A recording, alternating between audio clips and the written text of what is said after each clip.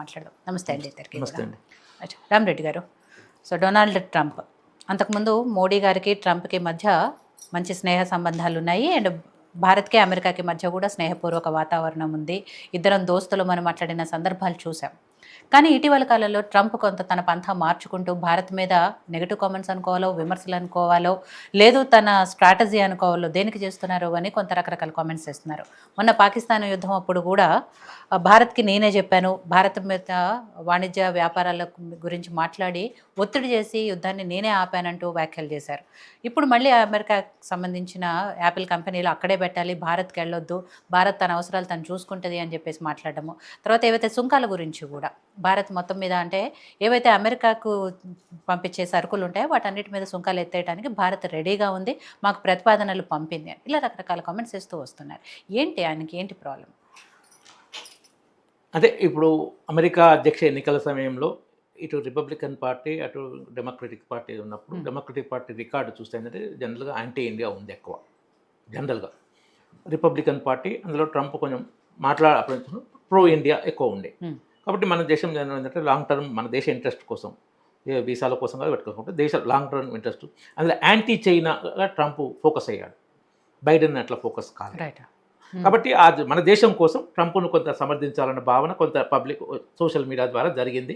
మోడీ గారు కూడా అక్కడికి వెళ్ళినప్పుడు అంతకుముందు ఎలక్షన్ టైంలో అక్కడ మీటింగ్ వెళ్ళినప్పుడు, తర్వాత మన అక్కడ గుజరాత్లో కూడా నమస్తే ట్రంప్, హౌడీ మోడీ అక్కడ జరిగింది, నమస్తే ట్రంప్ ఇక్కడ జరిగింది. సరే, ఆయన అక్కడ 4 ఏళ్ల పాలన తర్వాత ఆయన ఓడిపోవడం జరిగింది. ఈసారి ఇంకా అలాంటి ఇక్కడ ఎన్నికల్లో ఆయన గెలవడం జరిగింది ట్రంప్. కానీ ఈ పాకిస్తాన్ పహల్గామ్ అటాక్ తర్వాత, పహల్గామ్ టెర్రరిస్ట్ అటాక్ తర్వాత, పర్టికులర్లీ 6th మే మనం ఏదైతే రైడ్స్ చేశామో టెర్రరిస్ట్ బేసెస్ మీద, టెర్రరిస్ట్ హెడ్ క్వార్టర్స్ మీద, టెర్రరిస్ట్ టార్గెట్గా, దాని తర్వాత పాకిస్తాన్ ఆయన మాట్లాడిన విధానం ఏంటంటే 6 తారీఖు 7 నుంచి, అంటే ఇప్పుడు 2 వీక్స్ కూడా కాలే, 7 నుంచి 16 10 రోజులు, మ్యాక్సిమం 10 రోజులు కాలే, 3 సార్లు యూటర్న్ తీసుకుంటాం. ఆయన ఒక ఇండివిజువల్ వ్యక్తి యూటర్న్ తీసుకుంటే అది పెద్ద ఇష్యూ కాదు. అమెరికా అధ్యక్షుడు సూపర్ పవర్, ఇప్పటికి కూడా ఎకనామిక్గా మిగతా వరల్డ్లో సూపర్ పవర్. కాబట్టి ఆ దేశ పరువు తీసుకుంటుంది. అది మన దేశం మీద టార్గెట్ పెట్టడం, మన దేశం భయపడుతుండా ఈ పాకిస్తాన్ ఇండియా ఏదైతే జరిగిన స్ట్రైక్స్, ఇండియా డెవలప్ అవుతుంది, Pakistan American arms Chinese arms fail అయినాయి ఇండియా ఆర్మ్స్ ముందు యుద్ధంలో జరిగింది. సో దాని నుంచి డైవర్ట్ చేయాలి. ప్రపంచం ఇప్పుడు ఇండియా నుంచి దిగుమతి చేసుకుంటుందా మన ఇవి యుద్ధ ఆయుధాలు, మన ఏది అంటే బ్రహ్మోస్ కానీ ఏమైనా మిసైల్స్ ఏవని కానీ ఇంకేమని అనే డౌట్ ఇద్దరికి కలిగింది, ఇటు అమెరికాకు అటు చైనాకు. దాన్ని దెబ్బతీయాలంటే ఏం చేయాలి? ఇండియా డెవలప్ అయితే మాకు ప్రాబ్లం. ఇండియా ఏంటంటే వరల్డ్ లార్జెస్ట్ పాపులేషన్ కంట్రీ. ఇప్పుడు తర్వాత ఎక్కడ పోయిన ప్రపంచంలో ఏ దేశంలో కూడా ఇండియన్స్తోని ప్రాబ్లం ఉంది అని రాలే. ఈవెన్ అమెరికాలో కూడా అన్నిట్లో ఇండియన్స్ పర్సంటేజ్ చాలా ఉంది. టాప్ ఎస్టాబ్లిష్మెంట్స్లో నాసాలో కానీ ఈవెన్ వరల్డ్ బ్యాంక్ ఎక్కడ చూసినా కానీ బాగుంది. కాబట్టి ఇండియా ఇటువంటి working people, hard working people Indians ఎక్కడ ఉంటే ఆ దేశంలో పనిచేస్తారు, ఇష్యూ చేయరు. సో వీళ్ళు కనుక డెవలప్ అయితే మాకు వాటికి డౌన్ఫాల్ అయిద్దని భయం వచ్చి ఆయన యూటర్న్ల మీ యూటర్న్లు, ఇంకా ఆయన మాట్లాడే విధానం అంటే కొంచెం కామెడీగా చెప్పాలంటే, రిలేటివ్గా ఇప్పుడు చెప్పాలంటే కేఏ పాల్ను ఆదర్శంగా తీసుకుంటారు ట్రంప్ అనిపిస్తుంది. ఎందుకంటే ఆయన మధ్యవర్తిత్వంలో ఇండియా ఒప్పుకుంది ఏం లేదు. మన foreign secretary, external affairs secretary చెప్పింది ఏంటంటే, డీజీఎంఓ పాకిస్తాన్ కాల్ చేశాడు 3:35కి మాకు చర్చలు జరిగిన తర్వాత 5 PM నుంచి కాల్పుల విరమణ పాటిగా నిర్ణయం తీసుకున్నామని చెప్పింది. ఎక్కడ రాలే. అంతకుముందు 2 రోజుల ముందు ట్రంప్ ఏం చెప్పాడు, నేను నాకు సంబంధం లేదు, వాళ్ళు చూసుకోండి అట్లా. మళ్ళీ వెంటనే నేను అన్నాడు. మళ్ళీ తర్వాత ఆయన నా పాత్ర పూర్తి ఏం లేదు, సలహా ఇచ్చానంటే యుద్ధం నేను ఆపలేదు అని మళ్ళీ ఇదే. సో ఇట్లా మాట్లాడడంతో ట్రంప్ మాటకు విలువ లేదు అనేది అర్థమైంది. సో అవతల వాళ్ళు లూజ్ మాట్లాడితే, యువత వాళ్ళు లూజ్ మాట్లాడితే నీ ఓపిక ఏమైంది, నువ్వు కూడా విలువ తీసుకున్నావు, ఆయన లూజ్ మాట్లాడిన వస్తుంది. కాబట్టి మోడీ గారు ఎక్కడ అలా మాట్లాడలే. రియాక్ట్ కావద్దు, రెస్పాండ్ కావాలి, టైం చూసి కావాలి. అది లీడర్షిప్ క్వాలిటీ. ఒక మంచి లీడర్ దేశం బాగుపడాలంటే, దేశం కోసం కంటే ఎమోషన్స్తోని డెసిషన్ తీసుకోవద్దు. అవతల వాళ్ళు తప్పు మాట్లాడినా, దాని మీద కొంత short term period wrong message పోయినా తొందరపడకుండా దాన్ని ఎప్పుడు కౌంటర్ చేయాలో, ఎలా కౌంటర్ చేయాలనేది విధంగా అది మోడీ గారు చాలా అద్భుతంగా ఫాలో అవుతున్నారు. యుద్ధ విషయంలో కూడా ఆస్ట్రేలియా డిఫెన్స్ ఎక్స్పర్ట్ ఆయన చెప్పింది ఏంటంటే యావత్ ప్రపంచానికి భారతదేశం యుద్ధం ఇప్పుడు ఎలా చేయాలని నేర్పింది. అమెరికా వియత్నాంలో ఎన్ని నెలల పాటు సంవత్సరాల పాటు యుద్ధం చేసింది, ఆఫ్ఘనిస్తాన్ సంవత్సరాలు పడిసింది, లక్షల కోట్లు ఆవిరి చేసుకుంది, వేలాది మంది సైనికులు బలి చేసుకుంది. అక్కడ ఓటమే ఇక్కడ ఓటమే జరిగింది. యుద్ధం లాంగ్ రన్ యుద్ధాల్లో పోతే ఆ సూపర్ పవర్ అమెరికాకి ఆ పరిస్థితి. మనం యుద్ధం చేయకూడదని కాదు, యుద్ధం కావాలని కోరుకోవడం ఇది ఇప్పటి కాదు. శ్రీకృష్ణుడే అప్పుడు ఆ కురుక్షేత్ర యుద్ధం ఆపడానికి ఎంతో ప్రయత్నం చేసి చివరికి 5 ఊర్లు ఇచ్చినా చాలని, ఎందుకంటే యుద్ధం వస్తే లక్షల ప్రాణాలు పోతాయి, అందరికీ నష్టమే అని ఆ ప్రయత్నం. సో ఆ విధంగా మోడీ గారు కూడా 3 ఏళ్ల కింద పుతిన్కి చెప్పింది కూడా అదే, ఇది యుద్ధాల కాలం కాదు ఇది. ఇంకొకటి దానికి కారణం ఏంటంటే మనం ఆర్థికంగా అమెరికా $30 ట్రిలియన్ స్థాయిలో ఉంది, చైనా 19 ట్రిలియన్ల దాన్ని, మనం 5 ట్రిలియన్కు లేము. ఇప్పుడు 4 ట్రిలియన్ దాటి 4లో 4.6 మనకు జర్మనీకి థర్డ్ ప్లేస్లో ఉన్న జర్మనీకి 0.6 ట్రిలియన్ తేడా ఉంది. ఇంకొక 1 ఇయర్ లోపల జర్మనీ కూడా మనం క్రాస్ చేస్తాం. ఎందుకంటే రీసెంట్గా జపాన్ క్రాస్ చేసినాం మనం, 5th నుంచి 4th వచ్చినాం థర్డ్ టర్మ్ మోడీ వచ్చినాక. కాబట్టి ఈ టైంలో డెవలప్మెంట్ ఈజ్ ఇంపార్టెంట్. కాంట్రవర్సీలో పోవద్దు, అవతలోళ్ళు తొందరపడ్డా మనం తొందరపడద్దు.